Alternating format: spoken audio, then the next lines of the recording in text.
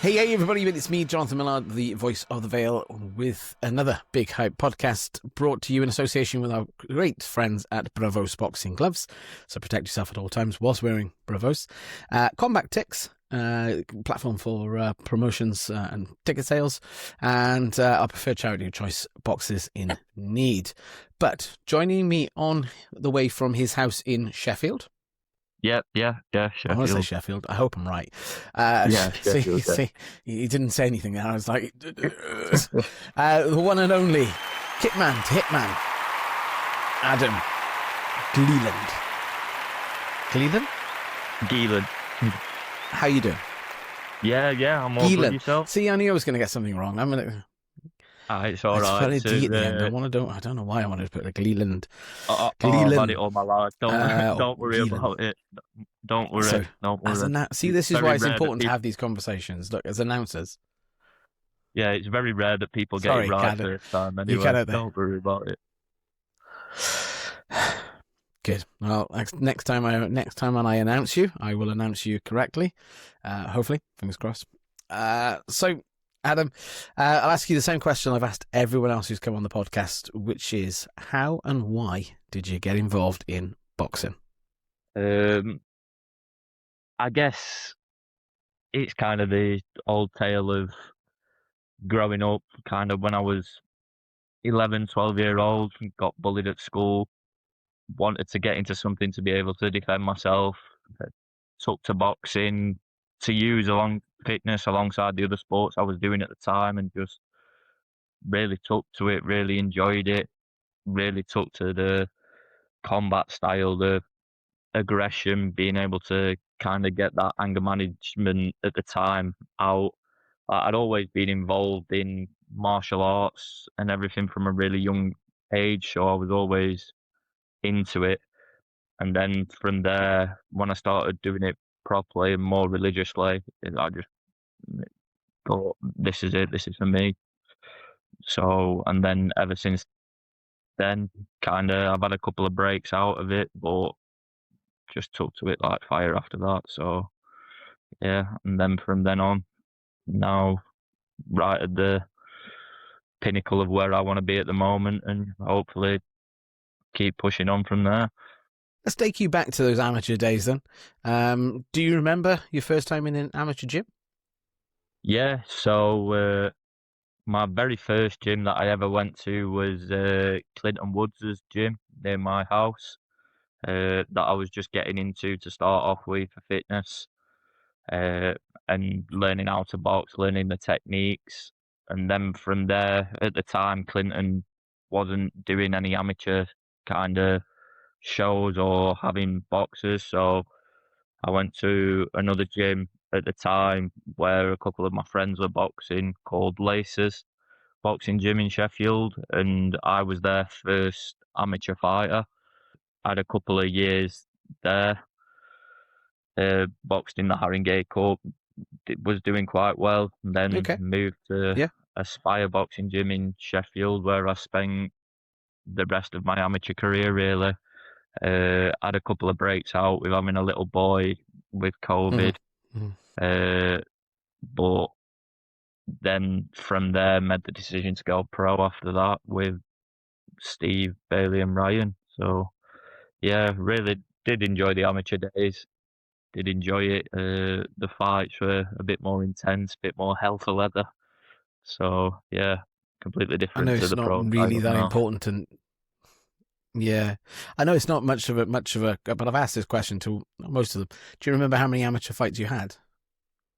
I had 13, just because of the kind of breaks that I took out of it. I was boxing for 10 years, but I took 2 years out and then 3 years out with COVID and having my little boy. So I should have had a lot more. But yeah, I kind of remember more or less every fight, that I ever have.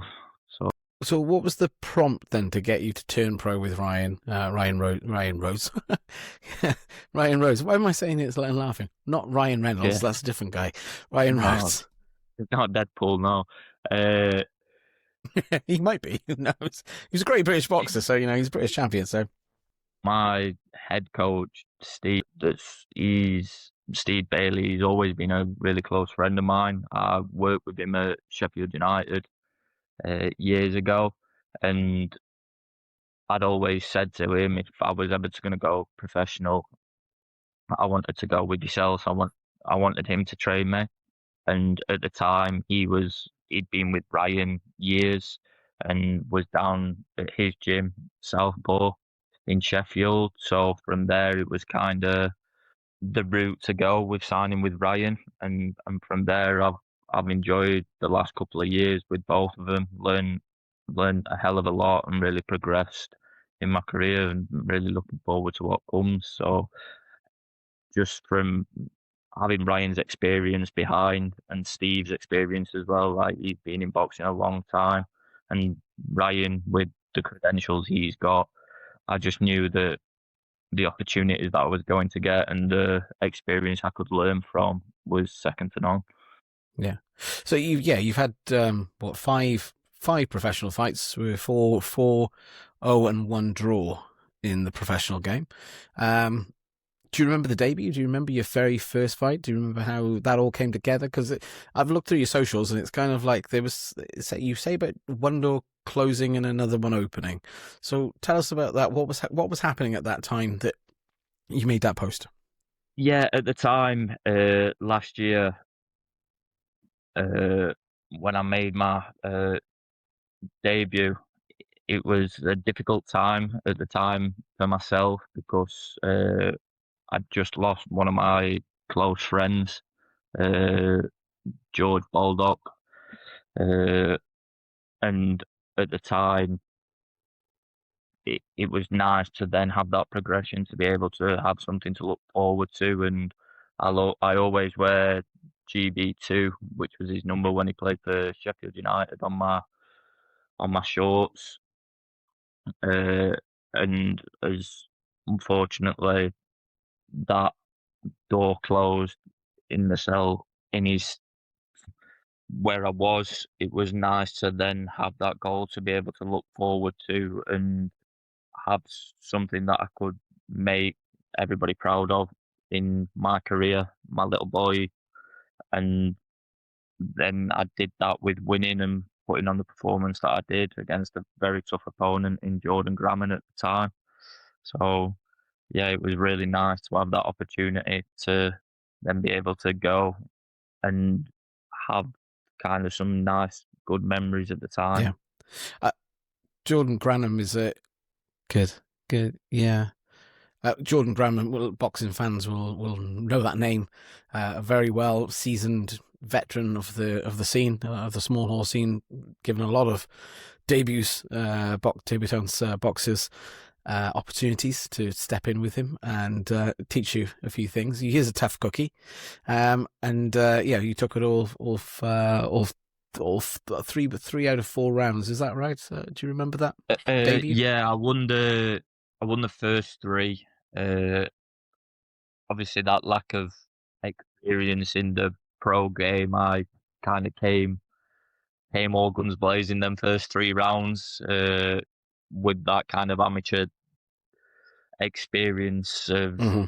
going all out, and I kind of tired in the 4th round, which Jordan took at the time. But yeah, very experienced. I think he's had close to 200 fights now. Very tough, very knows the game, knows the tricks of the trade, and made it really difficult for me, which was really good for myself as a learning curve in that first fight to know, right, this is it now. I've arrived on the pro game. These are the things that I need to learn from, experience with, and be able to take those into future fights. So it was a really good opponent to have. And First one. where was you? Do you remember where it was? The first one? I've got you down in The Magna first Centre. one was at Magna Centre, in Sheffield, where I've had 4 out of 5 of my fights, and the next fight that I'm having on March the 28th, that'll be there as well at Magna. So great event, great venue. Down to face off against Ivan Trofomovic. Any thoughts on him so far? Yeah, I've watched a couple of clips from when he fought against Corey Sagar, who's one of kind of my stable mates as well in the same with Ryan alongside Ryan's promotion. Uh, Looks like a come forward fighter, and I'm hoping to make kind of a bit of a statement in this one. Hopefully, go out there, try and put on a better performance than I have done in my previous fights, keep improving. So hopefully, be nice to have somebody come forward, have kind of be able to stand there and land my shots, pick my shots off. So because in other fights, I had to be kind of on the back foot, make things happen, which isn't really my style. I like to go in there and really stand there and have it out with people, but also pick and choose moments and have the confidence to be able to know that I can do both in boxing and in just have and be able to have a fight when needs be. What's the what do you find the? You say you like to go forward. That's your style, I guess, from what you described there. You'd rather be on the back foot and take a fight to them. Is this a normal sort of thing for you? Is this have you been working on something different then in this capacity, or because again you came off the back of a win? You're coming off the back of a win, but that was off the rematch against Joe Hardy. Yeah, so against Joe, I thought I'd done enough in the first fight, and I think everybody that was kind of present there at the time thought I'd done the same. Tough, really tough opponent, Joe. I did enough in the second fight to. Sorry, Adam, I don't quite know. So Joe, I wanted to make sure that I did enough to not leave it up to be subjected. Uh, it was a convincing win in each round. So I made sure that I did that. But yeah, as far as a come forward fighter goes, I think from my amateur days, I thought I was a little bit heavier at amateur. So everybody that I fought was Okay. always substantially taller than me. So I really had to work on my head movement. So that's always been a big thing for me, kind of slipping and rolling, being able to come on the inside. So when I got into the pro game and those first few fights where I was kind of having to make things happen to box, uh, that was new for me. So it was nice to be able to experience that and be able to know that I've got that in the locker as well. But from my point of view, yeah, I've always been someone that kind of likes to be on the front foot, be on someone's chest. A lot of head movement, a lot of kind of inside work. So, because I've never, like I say, everybody that I've fought has always been taller than me. So, I've never really had to be the one to be on the back foot with range. I've always had to try and work myself inside. So yeah. So how does it feel different to the professional game to the amateur game? Yeah, definitely.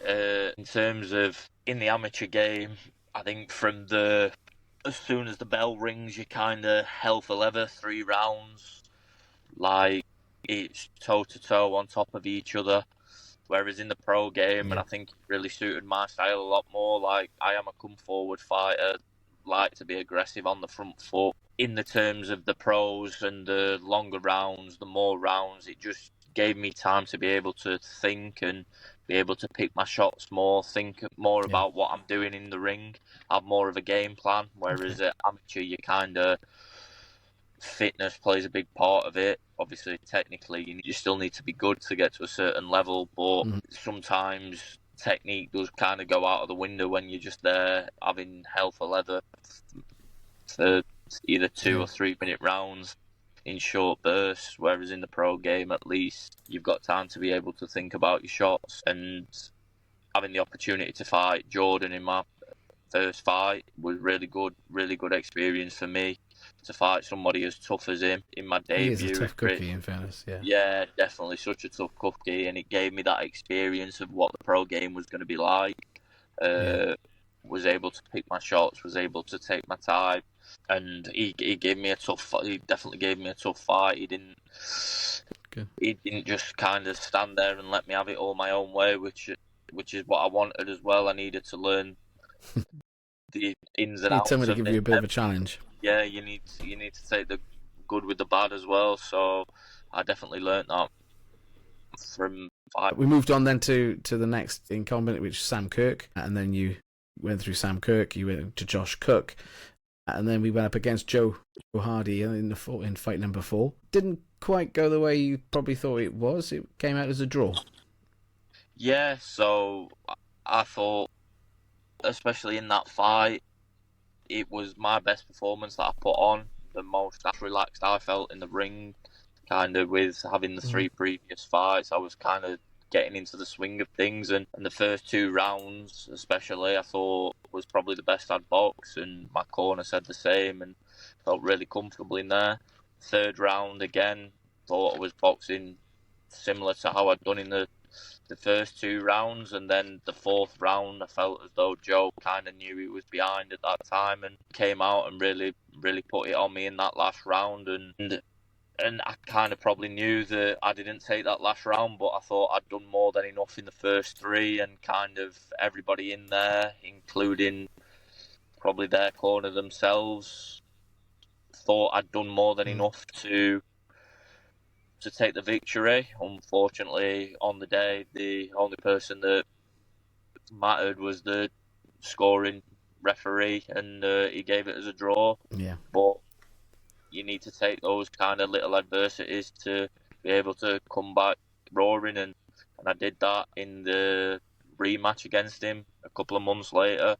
Really needed to make sure that I was consistent throughout all 4 rounds, that made sure that I'd done enough to take the victory on the day. A little bit less than 3 months between the 2 fights, from September to December. Yeah, so I mean, did that teach you anything that you actually thought, like you say, you felt quite relaxed going into that for the first time? Was that sort of a wake up call for you?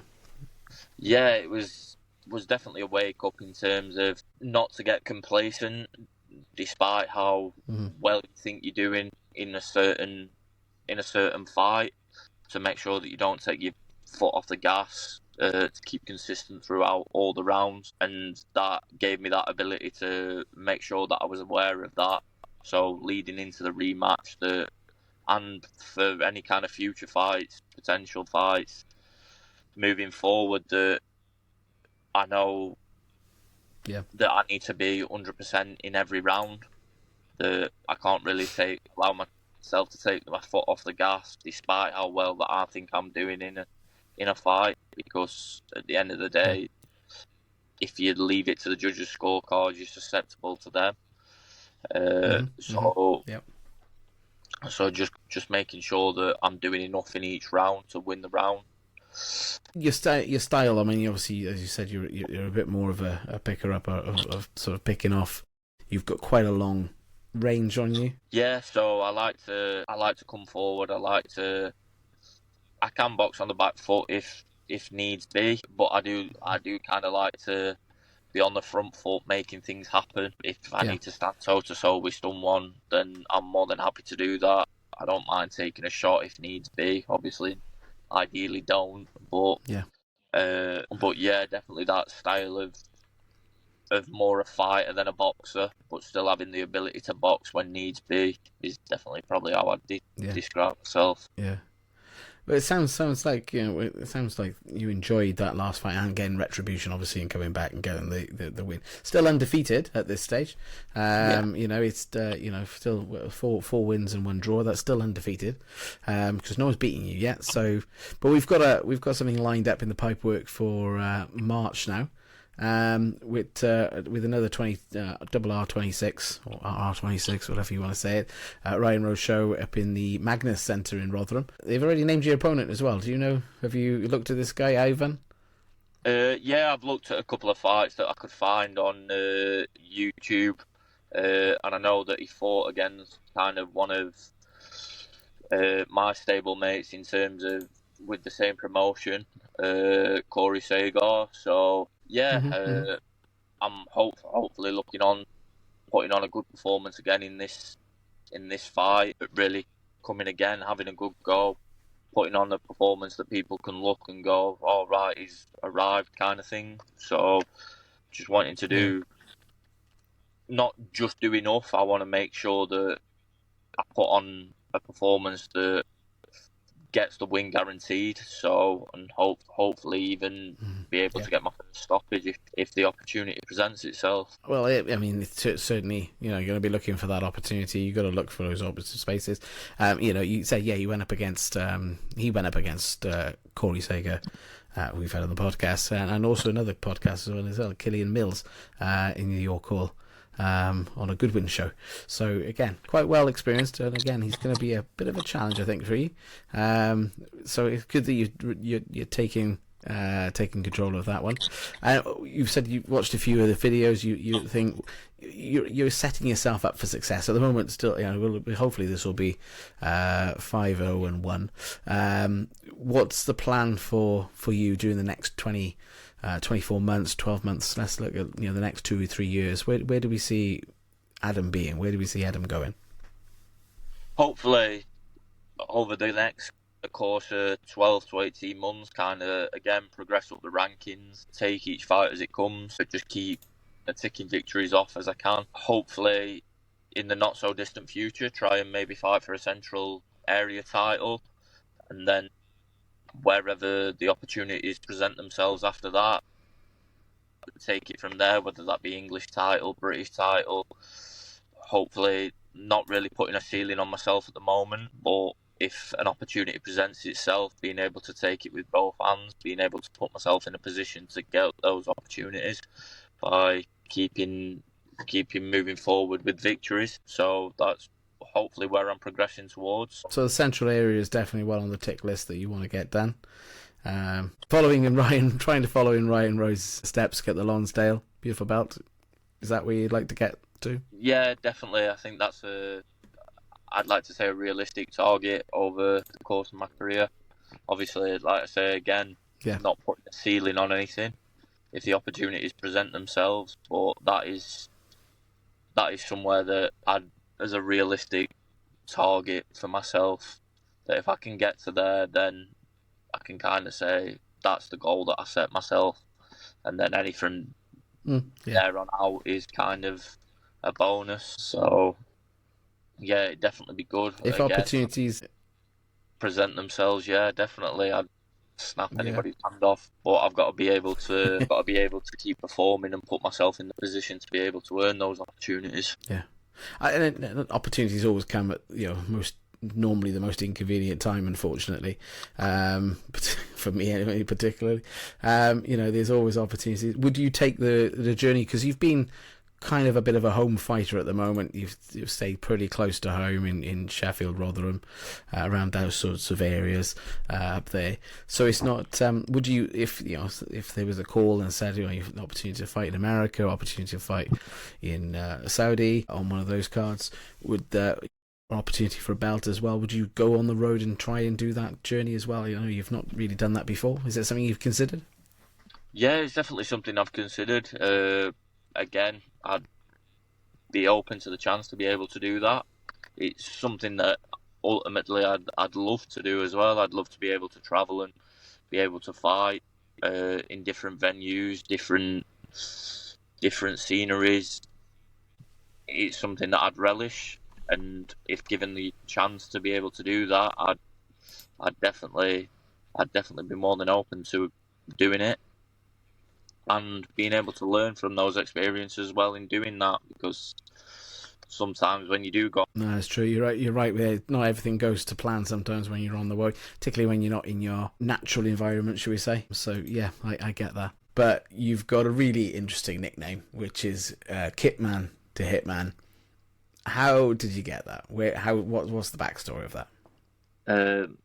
So I'm one of the kit managers down at Sheffield United, and I've been doing that for 11 years now. And kind of at one of my amateur shows that some of the players first came to, Dean Henderson, who was a close friend of mine at the time, started singing a song where it used to be a hit man, now he is a hit man.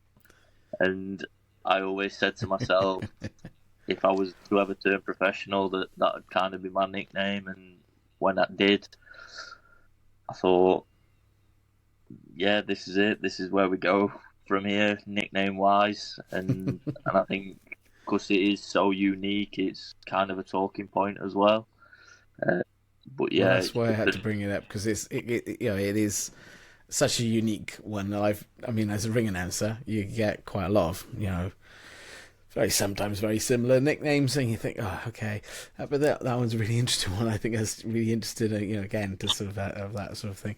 Do they still come and watch you? Do the team still come and support you? Or are they, definitely followers of your career as well? Yeah, definitely. Especially when the opportunity allows them to be able to come, if fixtures don't clash with when I'm fighting. A lot of boys always make themselves available to be able to come for most of my professional fights, for a lot of my amateur fights as well. They all come. Hopefully a lot of them are coming to this one with us not having a game on the same day. Really makes it ideal situation. Great. But even boys that I've worked with in the past, that I've kept in close contact with, that they've come and supported me, and I really appreciate that. And the people that I've worked with in football over the last decade, I've really created a close bond to them, and I couldn't speak highly of all the staff and all the players that I've worked with, and again, the support that they come and give me is second to none, and I really appreciate that. That's great. I mean, you've been at pitch side, I guess, for quite a lot of games, as well as being involved in the back office side of it as well, and the kit side of it. You've probably seen a lot of Premier top quality players come through the club as well against them in this side. Anyone stand out? Any particular moment stand out for you as a moment you remember from one of your favourite parts of being part of the Kitsman team? Yeah, definitely. I'd say I've been lucky to experience a lot of success with working at Sheffield United. I've been involved in 3 promotions myself. 3 promotions, and those experiences, those highs, like, you can't really comprehend them at the time, and I'm so lucky to have been involved in them. But also, I've managed to experience Wembley, working at Wembley, really? Setting foot on the pitch at Wembley during the warm-up. That was such an opportunity that I'm very grateful to be able to have been part of. One for the FA Cup semi-final, and then unfortunately towards the end of last season in the playoffs.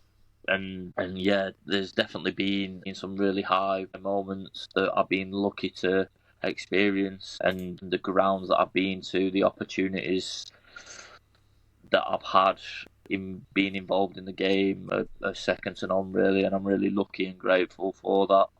So I did say at the beginning of the podcast that you kind of didn't follow Dad's footsteps, but at some steps you kind of did as well, being at Sheffield United like your dad, but having your own career and your own path for that one. Adam, thank you so much for coming on the Big Hype Podcast. We do have a closing tradition, which is the final round. So Adam Gielin, are you ready for your final round?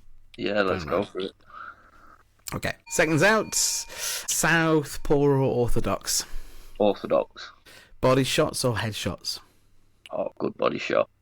Train alone or with a partner? I prefer to train alone, yeah. Early bird or night owl? Oh, night owl. Night owl. Not a big fan of early mornings. Heavy bag or speed bag? Heavy bag. Heavy bag. Okay. Underdog or favourite? Like to be an underdog. Like the challenge. Okay. Boxing gym or outdoors amongst the trees? Oh, outdoors amongst the trees. Love nature. Love being a part of it. Short and powerful punches. Long or technical punches? Short and powerful punches. Okay. Fight dirty or fight clean? Fight clean. Good. Loud crowd or quiet atmosphere? A loud crowd. Yeah, definitely a loud crowd. Quick knockout or strategic win? I like a strategic win. Yeah, I'd go strategic win. Okay. A hypothetical question, because who knows, this fight will probably never get signed. But AJ versus Fury, who wins? I think Fury. I've always had my heart with Fury if that fight were to ever take place. Maybe. We've got a lovely little tally growing up here of who's on what side. I think ultimately who wins, the fans will win. It doesn't matter whether they win or lose in the ring, I think, but that's my opinion on it. Anyway, Adam, how do people get in contact? How do they follow your journey? Where can they get tickets for March 28th in the Magnus Centre in Rotherham? Yeah, so if anybody's wanting to get a ticket to my fight, on Instagram at AJ Gielin, follow me, direct message me on there for any sponsorship opportunities, or anybody's wanting to purchase any tickets, just direct message me on there and we can sort something out from there. Good stuff. Anyone else you want to say thank you to, sponsors or anything like that? Yeah, I'd like to say thank you to everybody that's helped me on the journey so far, in particular the sponsors that have sponsored me throughout most fights. So JIC Refractory Products, Clad Installation, JIC Lettings, Fan Cave Memorabilia, DBG Group, and everybody else that has come to watch me and support me along this journey. I really appreciate that. Fantastic. Adam, thank you so much for coming on the Big Hype Podcast. I think we finally got there. We've got an episode in the bank. I'll be editing it and putting it out for you as quickly as we possibly can, and hopefully people enjoyed learning a little bit more about you before your fight. But thank you so much for coming on the Big Hype Podcast tonight. Yeah, no, thank you for the opportunity. No worries, take care. Take it easy, mate. Thank you. This has been a Big Hype production, edited and produced by Jonathan Millard, assisted by Riverside FM and distributed by Buzzsprout, available on all good podcast platforms. For more information, visit www.bighypepodcast.co.uk.